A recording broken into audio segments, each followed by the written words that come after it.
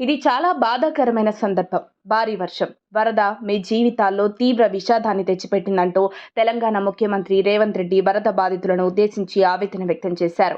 వరద బాధితుల కుటుంబాలకు అందుబాటులో ఉండి కష్టాలను గట్టెక్కించే బాధ్యత తమదేనన్నారు.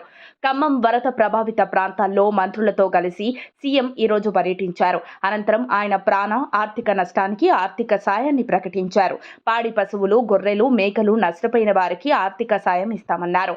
గతంలో ఎన్నడూ లేని విధంగా 40 సెంటీమీటర్ల వర్షపాతం నమోదైందన్నారు.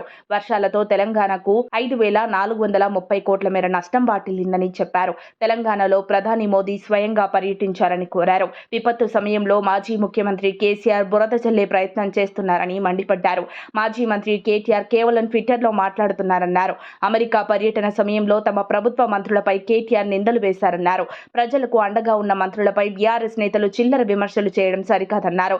విపత్కర పరిస్థితుల్లో ప్రజలకు అండగా ఉండాలని ముఖ్యమంత్రి రేవంత్ రెడ్డి పిలుపునిచ్చారు. రెవెన్యూ సిబ్బంది ఇంటింటికి వెళ్లి వరద నష్టాన్ని అంచనా వేయాలని, నష్టం అంచనా నివేదిక ఆధారంగా పరిహారం అందిస్తామన్నారు. తెలంగాణకు కేంద్రం తక్షణ సాయంగా 5,438 కోట్లు ఇవ్వాలని డిమాండ్ చేశారు. వర్షాలతో నష్టపోయిన వరద బాధితులకు ప్రతి ఎకరాకు 10,000 ఆర్థిక సాయం అందజేస్తామన్నారు.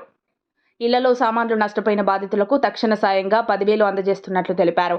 బాధితులను ఆదుకునేందుకు కలెక్టర్లకు తక్షణ సాయంగా 5 కోట్లు ఇస్తున్నట్లు ప్రకటించారు.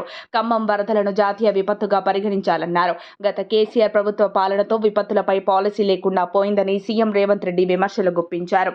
ఇల్లు కోల్పోయిన వారికి ప్రధానమంత్రి ఆవాస్ యోజన కింద ఇళ్లను నిర్మిస్తామన్నారు. సీఎం వెంట ఉప ముఖ్యమంత్రి మల్లుబట్టి విక్రమార్క, మంత్రులు తుమ్మల నాగేశ్వరరావు, ఉత్తమ్ కుమార్ రెడ్డి, కోమటిరెడ్డి వెంకటరెడ్డి, పొంగులేటి శ్రీనివాస్ రెడ్డి, ఎంపీ రఘురాం రెడ్డి ఉన్నారు. ఈ సందర్భంగా సీఎం మాట్లాడుతూ మంత్రులు, అధికారులు రోజంతా వరద బాధితుల కోసమే కష్టపడుతున్నారన్నారు. మంత్రి పొంగులేటి శ్రీనివాస్ రెడ్డి నిద్ర లేకుండా శ్రమిస్తున్నారని తెలిపారు. దాదాపు గత 70 ఏళ్లలో ఇంతటి వర్షాన్ని చూడలేదని పెద్దలు చెబుతుంటే తెలిసిందన్నారు. భారీ వర్షాల వల్ల రాజీవ్ గృహకల్పలో నివసిస్తున్న వందలాది కుటుంబాలు నష్టపోయామని ఆవేదన వ్యక్తం చేశారు. మరిన్ని అప్డేట్స్ కోసం మా కాయ్ టీవీని సబ్స్క్రైబ్ చేసుకోండి. మా వీడియో కనుక మీకు నచ్చినట్లయితే లైక్ చేయండి, షేర్ చేయండి. మీ విలువైన అభిప్రాయాలను కామెంట్ బాక్స్లో తెలియజేయండి.